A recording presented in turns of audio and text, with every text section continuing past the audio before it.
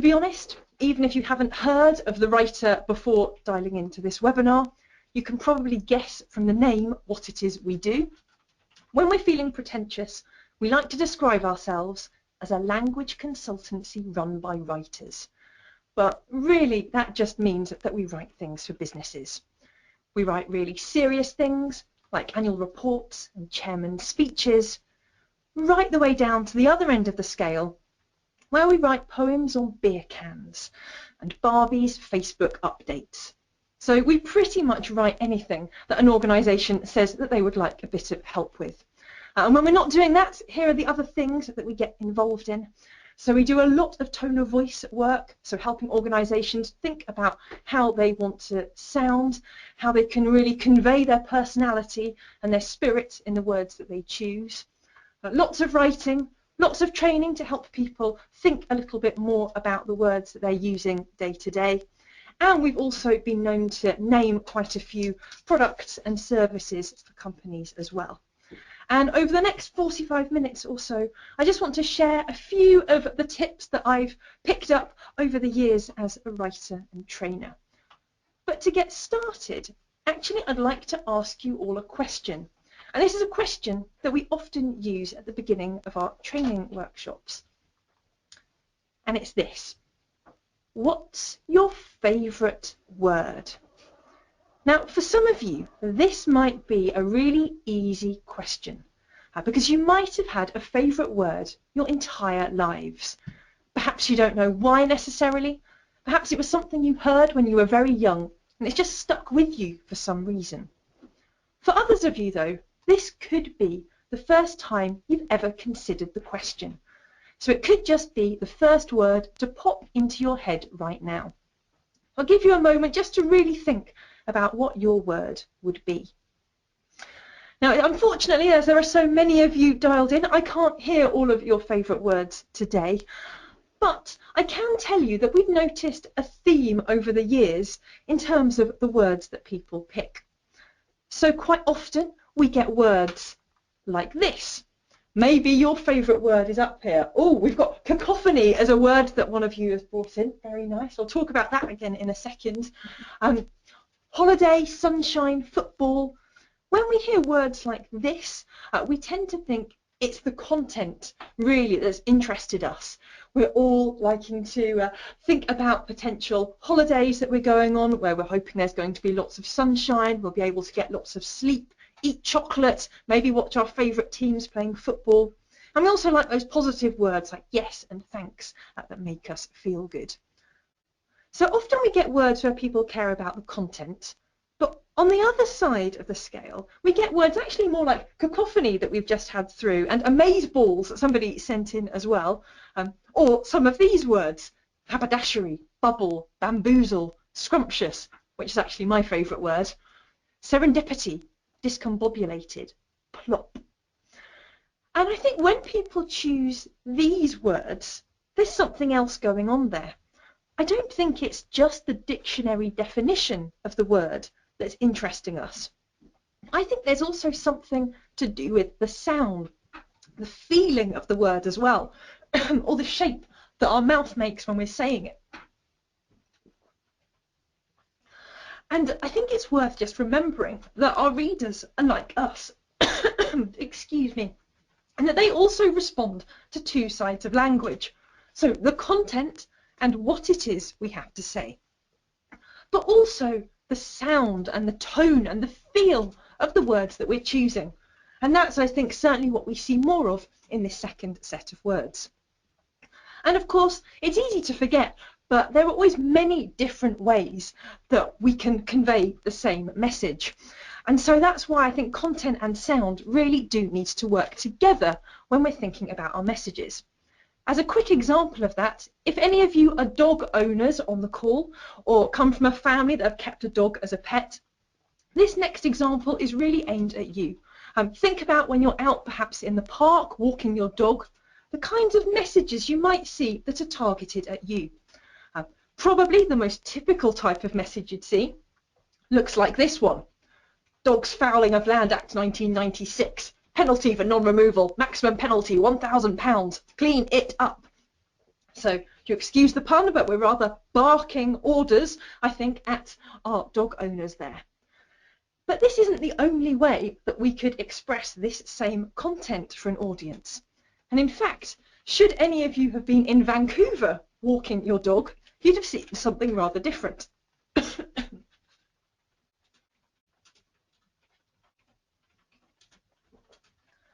So I just love the thinking that's gone into this example.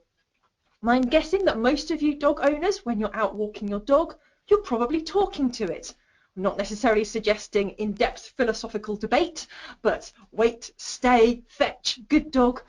And so here is a sign that is also talking to the dog. It's a really nice bit of thinking.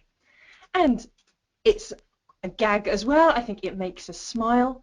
But in making us smile, I think we're perhaps just a little bit more inclined to go on and do what the message is asking us to do.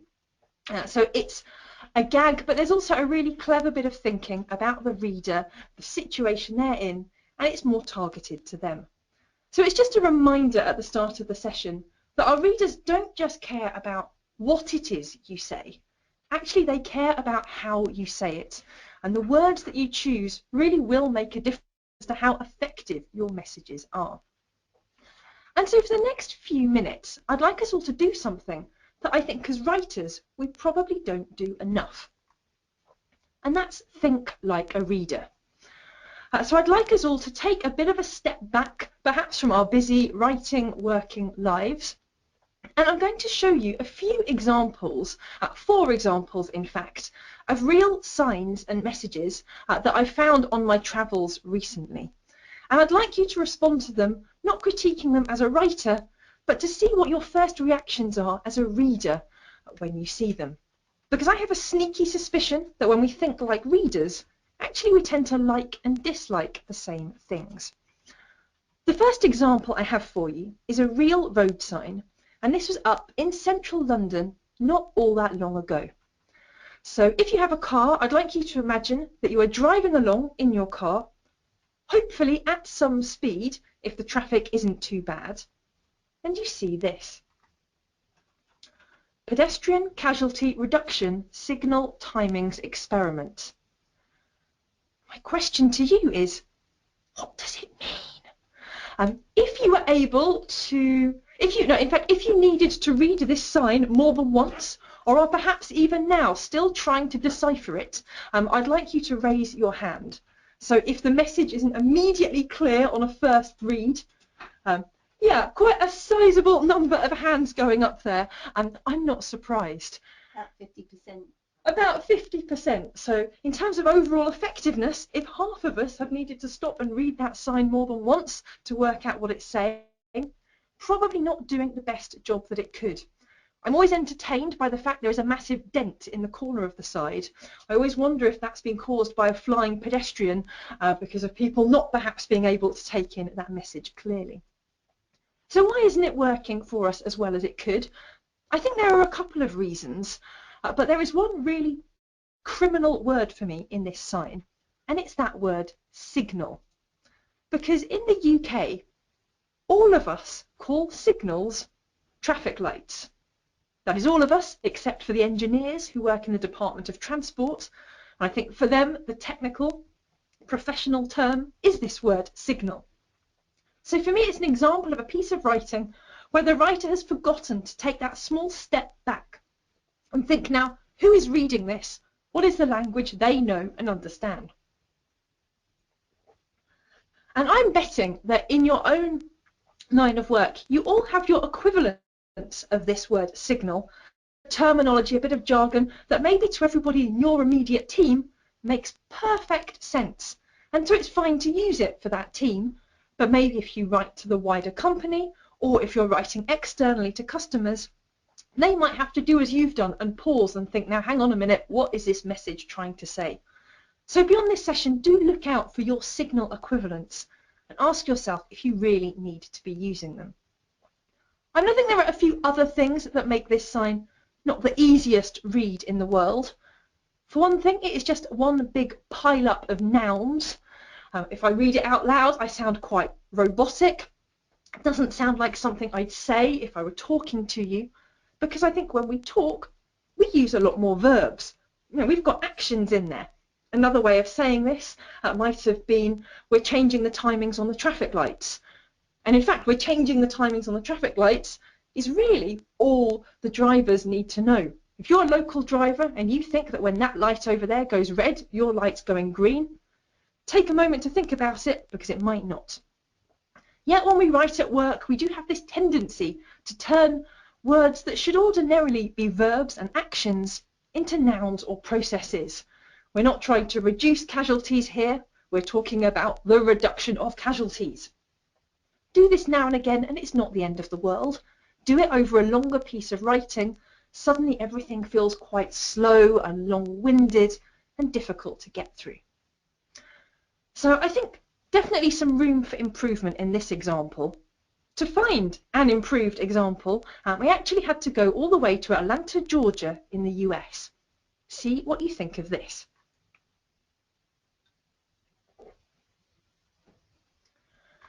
Feels pretty different to our UK equivalent, doesn't it? I think in the UK we'd typically have a little triangle, max height 6.2 meters, something like that written on a sign. This I think rather makes our UK version seem incredibly complicated. As the driver, you've got to know the height of your vehicle. You've got to do the sum to check if you'll fit underneath it. Now I've got two questions to ask you about this. The first, if you assume that this sign is hung far enough away from the bridge, with enough of a turning circle that if you saw it, you could in fact turn around and go another way, and that this is written for a predominantly English-speaking audience, do you think that this sign is doing an effective job? So an effective job at stopping people from crashing into the bridge. If you think it's effective, then raise your hand.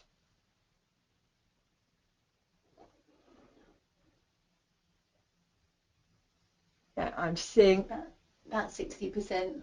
60%, lots of hands going up. I think, yeah, and I would agree with you. I think it's clear, it's direct. If you see that and you knock the top of it and you still hit the bridge, really, I think you've only got yourself to blame. Compare it to that teeny tiny little yellow sign that's actually stuck right on the bridge. I know which one I would rather see. I've got a second question for you about this sign though, and again I'd like you to raise your hand for this. And my second question is, do you think that this is a professional piece of writing? And when you're thinking about your answer, just look at the sentence. Don't think about the colour or the art direction or the way it's been hung. Just reading that sentence, put your hand up if you think that this is a professional piece of writing. And very, very few hands going up this time. There are a few. 10%. Yeah, 10%. So we had over 60% for the first question, only about 10% for the second. Which means I've kind of got another question for us, which is, what does this say about our definition of professional writing? I'm not surprised actually that the numbers were so much lower for that second question, because I think we've grown up with a certain set of expectations around what professional writing should sound like. And if we're not just getting numbers in a triangle, then we expect something a little more long-winded. The state wishes to inform vehicle owners that should the height of your vehicle exceed 6.2 meters, there is a risk of collision with oncoming bridge. Something a little more long-winded, third person, longer words in there as well. But if we think that this sign is doing a really effective job, so it is doing the job that it is supposed to do, and if we think it is doing it more effectively than perhaps the equivalent that we might see here in the UK, or even the sign stuck right up on the bridge there, I actually think that there's a really professional bit of thinking that's gone into it. Now, the writers had to ask themselves, who is my audience? What do I need to tell them? How can I do that in the most effective way? And what's the problem that I'm trying to solve? And this was their rather neat solution to it. Now, so as we go through the session and beyond, thinking about your own brands and your own organisations, it'd be great for you to also start that questioning process of, well, how do we want to sound professional? What should that mean for us? And perhaps think about moving our definition of professional more towards being effective. I've got two more examples to quickly show you. We do like our transport theme here at the Writer because we're always on the move. So I've got another transport piece. This time it was a sign that was put up in a London Underground station the morning after a particularly bad rush hour. So the night before there'd been lots of delays and things like that. The next morning the station manager put up a sign to apologise. Now you might not like all of it, but we'll see what you think. In the original version the station manager did sign his name, by the way, on the bottom, but we couldn't quite fit it on the slide. So I'm sorry for the awful tube journey that many of you had yesterday. The tube experienced a number of unrelated engineering failures across many lines that resulted in severe delays and heavily loaded trains. Now this is where that poll question comes in that you were warned about at the start, because I'm interested to know which paragraph on a first read you prefer. So instinctively, do you prefer the language of paragraph 1 or of paragraph 2? I think you've got a poll coming up there now.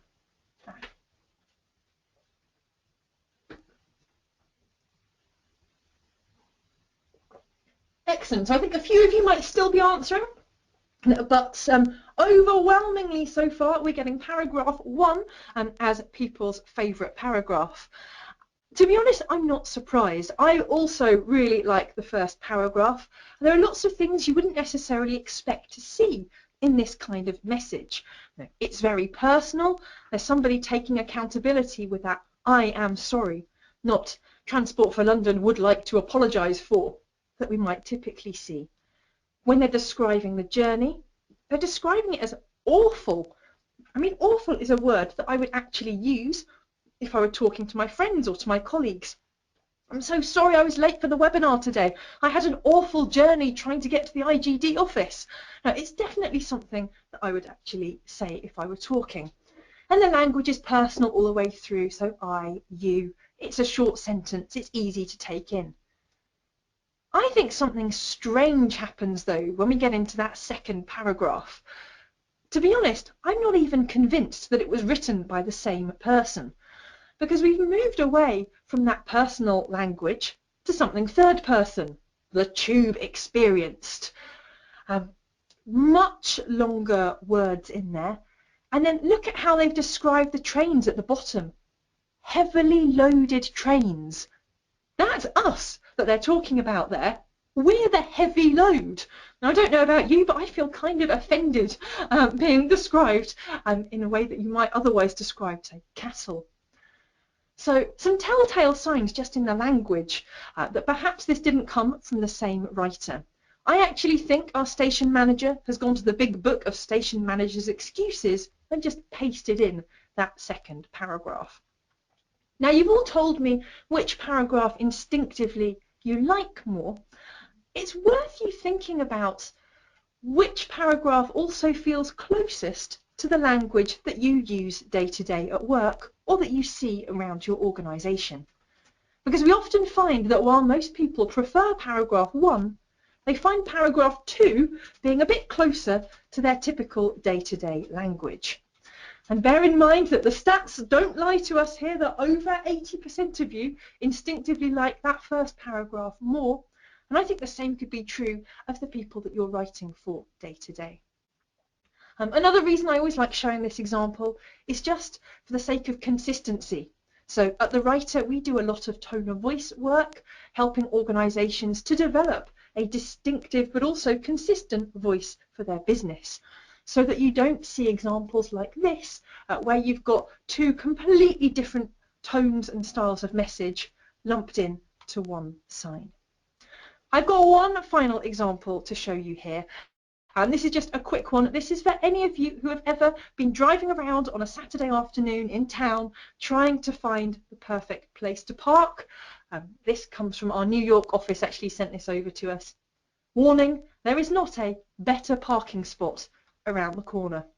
A bit like our Vancouver dog sign, I just love the thinking that's gone into this. It's really reading the mind of the driver to persuade them to go and use that car park instead. So I hope you can see that when we're tuned in to thinking like a reader, we tend to like and dislike very similar things. Jargon confuses us, as do big piles up of nouns. If somebody is being more direct and to the point, then the message automatically starts to feel more effective. As readers, we can spot inconsistencies in language an absolute mile off, and it's the more personal approach, language that shows that the writer has really thought about us, that tends to draw us in. But you don't just have to take my word for it, or even follow your own instincts as readers. We've also got some outside tips to share. My favourite coming from Warren Buffett, so one of the world's richest individuals, a very successful business person, and this is what he has to say about clear writing. Write with a specific person in mind. When writing Berkshire Hathaway's annual report, I pretend that I'm talking to my sisters. I have no trouble picturing them. Though highly intelligent, they are not experts in accounting or finance. They will understand plain English, but jargon may puzzle them. My goal is simply to give them the information I would wish them to supply me if our positions were reversed. To succeed, I don't need to be Shakespeare. I must, though, have a sincere desire to inform. No siblings to write to? Borrow mine. Just begin with Dear Doris and Bertie. So another question or some prompt for you to take away really from this session is to think, well, who is your equivalent of Doris or Bertie? Who can you be really writing to or bearing in mind when you're putting your messages together? Ahead of the session, a few of you sent in questions about how do I filter out my messages, so I've just got the key points in there. How do I make sure they're relevant? Well, I think having a Doris or Bertie in your mind is certainly not a bad place to start, because the more that you're doing this, writing for your reader, the more relevant your messages are going to be. So yes, write for your reader. That's the first secret that we really wanted to share today. And I guess another tip to help you do this and to make sure that your messages are as relevant as possible is to use a planning technique that we like to call know, feel, do. So for me, whenever I'm writing something, I ask myself 3 questions. Well, 4 if I include who is my reader. So who is my reader? But then what do they need to know? And this is what do they really truly need to know, not just what do I want to tell them. Because I think there can be a difference. The closer you are to a project, the more work you've done, the more likely it is that you'll want to throw in every last little detail about the project, when in fact the reader might just need to know some key outcomes, some headline points. Second, how do you want your readers to feel? And this is because we all have an emotional reaction to the things that we read. And if we don't think about that reaction in advance, you may not get the outcome you are hoping for. If, for example, I open up an email and I just see a massive dense block of text that I'm going to have to scroll and scroll and scroll to get to the end of, even if I'm reading it on a PC screen, I find my heart automatically sinks. And I'm already thinking and feeling, oh my goodness, do I really have to wade through this? If something is more broken up and feels a bit clearer to take in, my feeling might be different. And then finally, the really obvious point, what do you want your readers to do? If there is something obvious that they need to do, go to a meeting, reply to an email, send you some important information, you don't want to bury that point. You want to really make sure that you've been clear with that thing that they need to do right from the start.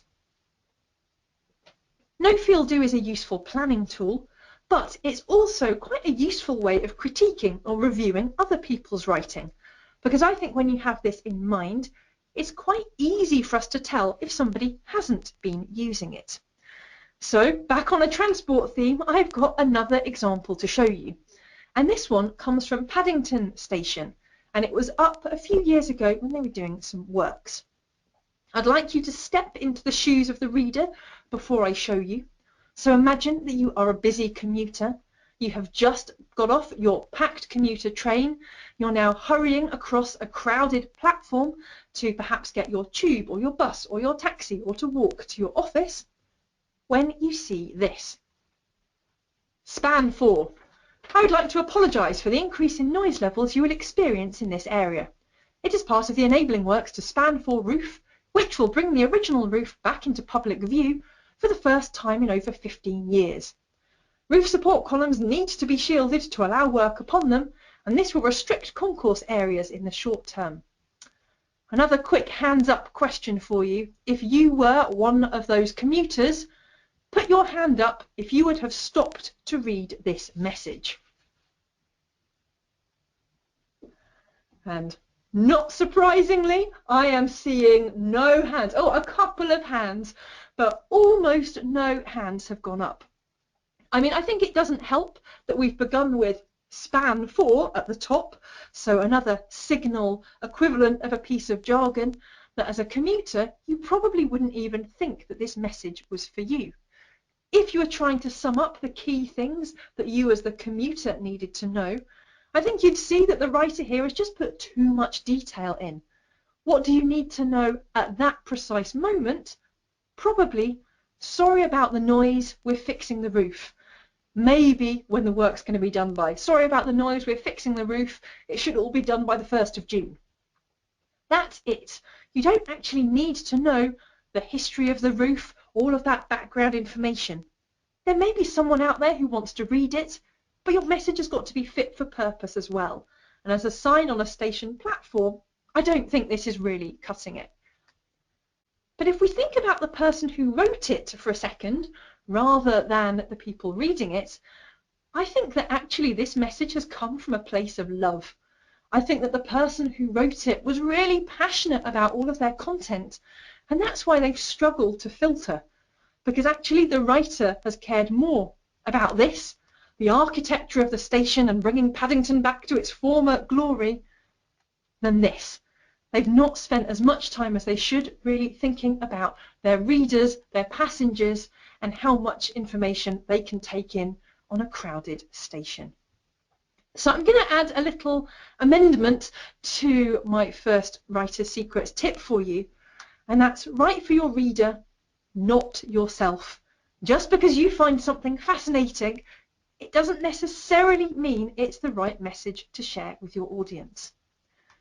Now, one group of writers who are particularly good at really thinking about the reader and getting to the point for them quickly are journalists.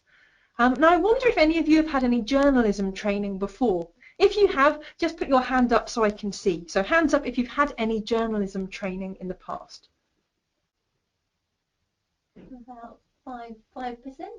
Excellent. So only 5% of you. So for the other 95%, I'm going to save you 2 years of your life and lots of money in student fees by giving you the one key tip that all journalists are taught to help them structure their messages more clearly. And I hope for the 5% of you who have done journalism training that this sounds about right for you as well. So when journalists put their articles together, they're asked to use a structure called the inverted pyramid or an upside down triangle.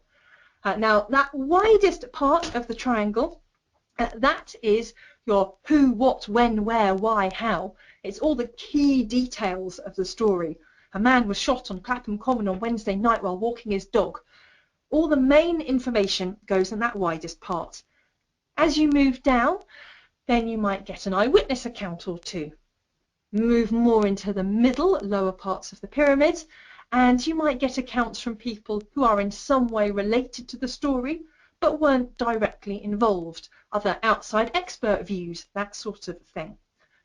The closer you move to the tip of the pyramid, the more likely it is that your journalist has gone off on a complete tangent, or they're using sort of guesswork, conjecture. They're telling you the sorts of things you could find out for yourself if you spent a couple of minutes on Google searching for them. The reason that journalists use this structure is obviously the world of news is very fast-paced. You might think that right now you have got tomorrow morning's front page story, but there is plenty of time for a bigger story to break. and your story then might take up a smaller space in the paper further back.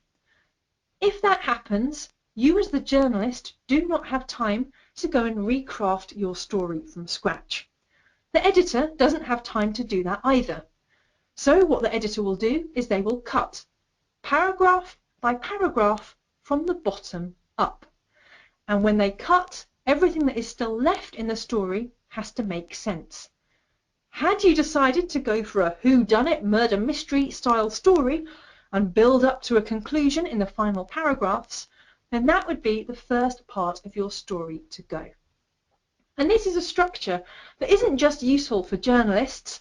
Actually, I think we could all learn a thing or two from it, whether we're writing reports or emails. In fact, particularly emails, particularly things you need to read on screen where you have to scroll and scroll and scroll. Think about patience for scrolling. If I'm looking at something on my mobile phone and then my phone rings, there is a risk I'll pick it up and never quite get to the end of that email. Whereas if you use the inverted pyramid structure and put your main point up top, then I've got no chance of missing it. There have been a few high-profile people recently who have failed to follow this structure. Some of you may have heard last year about the very unfortunate goings-on at Nokia and Microsoft, and a problem created by this man, Stephen Elop, so one of the head honchos for Nokia and then moved across to Microsoft. He had a very unenviable job on his hands. There were some changes going on to the business, and he had to announce that he was making 12,500 people redundant. So absolutely huge news for the teams. How did he tell them? He broke the news in a 1,100-word memo. And this is what the memo looked like. We're not going to have time to read it all, but just see how it begins there. Hello there. Microsoft's strategy is focused on productivity and our desire to help people do more. All sounds quite friendly. I mean, still a bit corporate with the strategy piece. I don't think you'd necessarily read that first paragraph and think, uh-oh, I'm going to be losing my job here. And you had to wait on, so how many paragraphs have we got here? 1, 2, 3, 4, 5. 5 paragraphs in, no word. 6, 7, 8, 9, 10. You have to get to the 11th paragraph before you find out what's actually going on. We plan that this would result in an estimated reduction of 12,500 factory direct and professional employees over the next year. So look how much shorter that paragraph is than all of the others as well. It's barely getting more than a sentence devoted to it before it ploughs on with the rest of the sort of corporate strategy and so on. Although difficult news to deliver, I think had Stephen Elop followed the inverted pyramid structure, he would have at least got a slightly better, more understanding response. As it is, this example is also an example for me of why there is no such thing as internal comms anymore. Because it only takes one dodgy internal message like this and one disgruntled employee, and I think there were many when Nokia employees read this, for a message like Stephen's to go viral and public so that people like me can get my hands on it and use it in these webinars. And sometimes there are writers out there who never even manage to get to the point at all, whether that be in paragraph 12, 13 or 14. So here is one more quick transport example from Merseyrail. Railway bylaws, feet on seats. Feedback from our customers shows us that people putting their feet on train seats is a habit they find particularly annoying. This also includes the framework sections between and either side of the seat cushions. Enforcement teams are on the Merseyrail network and may film and interview people who put their feet on seats or any part of the seat structure as evidence for prosecution. Feet on seats falls within Merseyrail Electric's 2002 limited railway bylaws. Failure to comply with these instructions may lead to prosecution. That is a lot of bylaw information in there, and yet they have forgotten, I think, to lead with the key message of please don't put your feet on the seats. Much more compelling than railway bylaws. Nobody wants to stop and read a bylaw when they're on their journey. If they were making an actual direct appeal to me, perhaps I would pay more attention. And I think in this day and age, when so many of our messages now are online, on emails, on web pages, on social media, it is even more important that we get to the point. A web guru who's done lots of studies into the way that we read online, Jakob Nielsen, has this perhaps not terribly reassuring message to share about our readers. Just remember that your reader is selfish, lazy, and ruthless. We know what we want. If we don't get it within a couple of seconds, to be honest, we're off.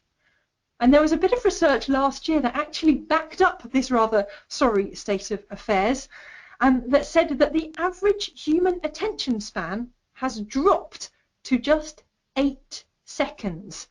And at 8 seconds, that means our attention span is 1 second shorter than the attention span of a goldfish. And I'd like to think that if your content is compelling enough and you've really told an engaging story, you might hook people for a little longer. Otherwise, if the stat is true, I'm probably talking to myself by now. But we shall see. But I think that short attention span really does hold true when you think about how often we are reading on mobile devices and how often we're reading on our PC screens on web pages. And Jakob Nielsen actually did a study to look at how our eyes move across a web page. And broadly, this is what we do. So this is a retina heat map you're looking at now. Those red areas are the areas where our eyes focus most on a page. And you can see it broadly forms an F pattern. So we start at the top of the screen and we scan across to the right. We drop to the middle, we scan across once more, and perhaps we drop again to the end of the page. This could give you some pretty good clues as to how best structure your messages. Have a clear heading at the top, but then have a strategically placed subheading about halfway down, and it's much easier for our impatient scanning skim readers to take in the message. So that really is our second tip then. As well as writing for your reader, not for yourself, you really do need to get to the point as quickly as possible. And when you know the point that you want to make, going back to my earlier thoughts at the beginning about the difference between what you say and how you say it, the individual words that you choose will make a difference to the way that people respond to you. The interesting, lovely thing about the English language is that it is so diverse. It is so full of synonyms, alternative ways of saying things. We've got humongous thesauruses that we can turn to. And I think a lot of that variety has come from sort of the origins of the language and how it's developed over the years. So at one point we had Anglo-Saxon, the language of the common man, really running in parallel with Latin as the language of the courts. And I think there is something about that difference between Anglo-Saxon language and Latin language that has still stuck today when we think about our emotional reaction to the words that we hear. And it's the reason why, as linguist and academic Simeon Potter put it, we feel more at ease getting a hearty welcome than a cordial reception. So I think it is worth you just taking a moment to reflect on the language that you use day to day at work. Because I think often we have a tendency to use words that in a normal conversation we would very rarely say. So we see lots of words like this in business comms: commence, therefore, require, assistance, provide, equitable, in order to, ensure. And now and again you might use those words in a face-to-face conversation as well. But I am betting that the majority of the time you'll be more likely to use words like this: start, so, need, help, give, fair, to, make sure.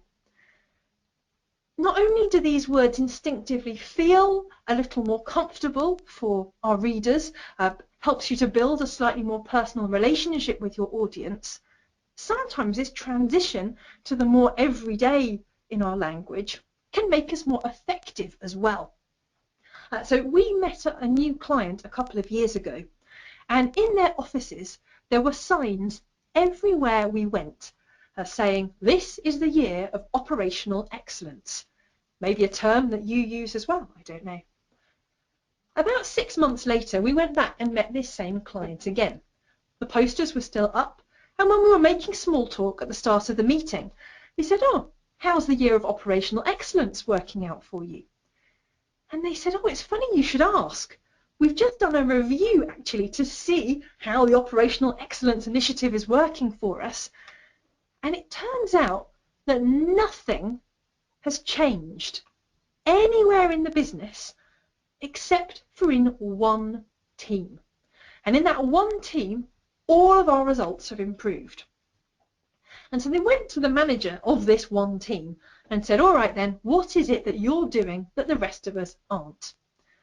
The manager said, well, I took down all of those posters about operational excellence from the area where my team sit, and now once a week we have a meeting called Doing Everyday Things Better. And I think that little shift in perception really makes a difference. We could all of us stop and sit down and scratch our heads and say, right, now what do I need to do to be more operationally excellent in my role? But we could just as easily ignore it as sort of corporate wallpaper and not think much about it.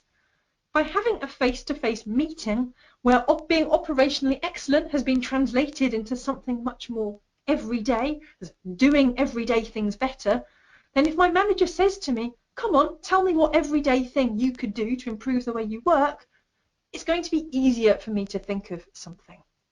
So this shift doesn't just sound nicer, it can be more effective, and it can actually change the way that people view us and how intelligent they think we are.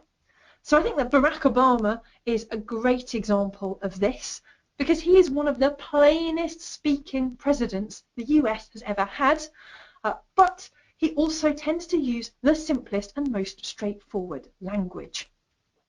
There has even been some academic research into this to show that the words that you use really do change the perception that people have of you, perhaps not in the way that we might instinctively think. So there was a professor at Princeton called Daniel Oppenheimer.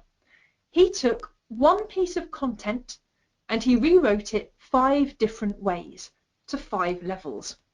Level 1, he used short, everyday words, active language, everything was very straightforward and easy to read. As he went up the levels, his word length increased, his sentence length increased, his paragraph length increased, the amount of technical or academic terminology he used increased, until at level 5 you had a very dense academic style piece of writing. He then held a focus group and he asked everybody to read all 5 samples. They didn't know that he'd written all of them. And then he simply asked them one question. Which writer do you think is the most intelligent? Overwhelmingly, people came back to say that they thought the level 1 writer was the most intelligent of the lot. And I think they picked that writer for a couple of reasons. One, the reader will have felt more intelligent too. They'll have only had to read the example once and they will have understood it straight away.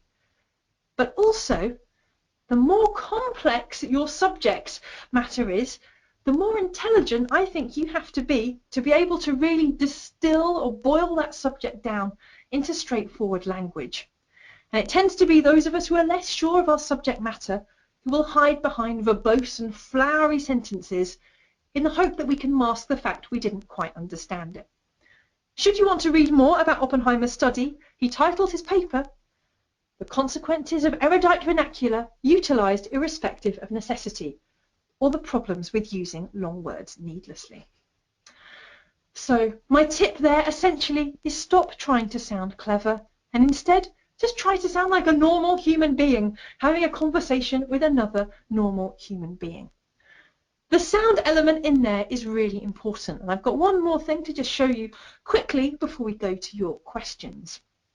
So because sound is very important, I think, in the way that we write, we often suggest that a good way of reviewing your writing is to read it out loud. If you read out your writing and you sound like the Queen of England, or you sound like a used car salesperson, then the chances are something isn't quite right. Either you have been frightfully formal and used language that is very unlikely that you would use in a normal conversation, or you've been very salesy and over the top and adjective laden and your words simply feel insincere. But reading your words out loud can give you another indication of the energy and the pace and the feel of your message to see if it's really going to hook your reader or not. And I'm just going to give you a quick example. So let me just read this extract to you. This sentence has 5 words. Here are 5 more words. 5-word sentences are fine, but several together become monotonous. Listen to what is happening. The writing is getting boring. The sound of it drones. It's like a stuck record. The ear demands some variety. Now listen. I vary the sentence length and I create music. Music. The writing sings. It has a pleasant rhythm, a lilt, a harmony. I use short sentences, and I use sentences of medium length. And sometimes, when I'm certain the reader is rested, I will engage him with a sentence of considerable length, a sentence that burns with energy and builds with all the impetus of a crescendo, the roll of the drums, the crash of the cymbals, sounds that say, listen to this, it is important. And it is important. I think reading your words out loud is so important. 1, to help you judge whether you've kept them at an everyday level, but 2, to judge whether the rhythm and the pace of your language is working for you. If your sentence is over about 22, 25 words long, you'll be running out of breath. But if every sentence you write is the same length, it's going to sound terribly boring. And I guess my final question for you, thinking about your own brands and organisations, is how do you want to sound? At The Writer, we spend a lot of time trying to help our clients answer this question. Sometimes the answer is quite straightforward. We work with Santander Bank, for example. And at the time we started working with them, they already had a clear vision and one that you will have seen in their marketing content as well. Simple, personal, fair. When an organisation comes to you and says this is how they want to sound, it's quite easy to do it. Keep your structure simple, make your language personal, and make sure your content is fair. Excuse me. Sometimes, though, it's trickier. O2 have got a very well-known campaign, Be More Dog, trying to translate Be More Dog into everyday guidelines that internal comms teams can use, sales teams can use, that anyone in the business can use, is much harder. So there we spent a much longer time working out, well, how do you really get that energy and pace and excitement into your content without sounding like you've gone completely barking mad. And my final example is my all-time, I think, favourite tone of voice idea that the writer worked on was for a very small marketing agency. And this marketing agency, or market research agency, really wanted to represent the man on the street. But they were run by a very flamboyant woman, and she didn't want her personality to get completely lost in the tone. So we summed up their tone in a visual. And people actually used this visual of beer with a brolly in it to really judge how their writing was doing. So sometimes a writer might tap another writer on the shoulder and go, oh, do you know what? I think you need a bit more beer in that. You've gone too umbrella today. Or the other way round. This is feeling a bit flat. I think you need to add the brolly in. And it really helped people to get that idea of the majority of our writing is straightforward, plain talking, but now and again we add a little bit of flair. So that is everything that I had to run through with you today. I see we've got a few minutes left, which is good, because it means I'll be able to take a few questions. Some of you sent questions over in advance. Thank you very much for doing that. So I will look at those first, and yes, I'm going to look at those first. I hope that some of your questions we've actually been able to answer as we've gone through. So a lot of you were talking about how to make your language relevant, get to the point, how to write a strong email. And I hope we've sort of covered that already by thinking about no, feel, do, planning for your reader, and then just bearing in mind your structure. So subheadings, bullet points, anything that makes your words easier to take in at a glance. Some other questions, though, that perhaps we haven't looked at. So one person has asked, how can scientific or technical data be presented in business communication? And I think this is always a tricky one, not least because often the people writing about the technical data are very technical people themselves, and to them the messages make perfect sense. Again, I think if you're writing to a wider, less technical audience, following in the footsteps of journalists isn't a bad place to start. When journalists talk about large numbers or landmass, They're often very good at using metaphors and painting pictures to help us really engage with the data. So if they're talking about a large number of people, they might say, how many of those people could you fit into Wembley Stadium? Or if they're talking about a landmass, they might compare it to the size of Wales. So they try and relate it to something we already know. In the technical space, Apple have always done a really good job with making technical data feel more accessible. I always think about the first launch of the iPod. They didn't announce, here we have an innovative 1 gigabyte portable music storage device. Their advert said 1,000 songs in your pocket. And so suddenly there's a really clear picture there that I can imagine. So I think if you're communicating technical or scientific data, can you relate it back to something that your audience is already familiar with, perhaps with a metaphor or other comparison? And also if you're using charts, graphs, that sort of thing, try not to just repeat what your readers can see in the graph. I'm saying, so we've got a couple of questions have come in as well. So do you recommend any exercises on how to get to the point? I mean, one is simply to give yourself a constraint. So I think no feel do helps broadly for you to work out, okay, what are the key things my reader needs to know? What do they need to do? And then challenge yourself to see in how few words can you get that message across.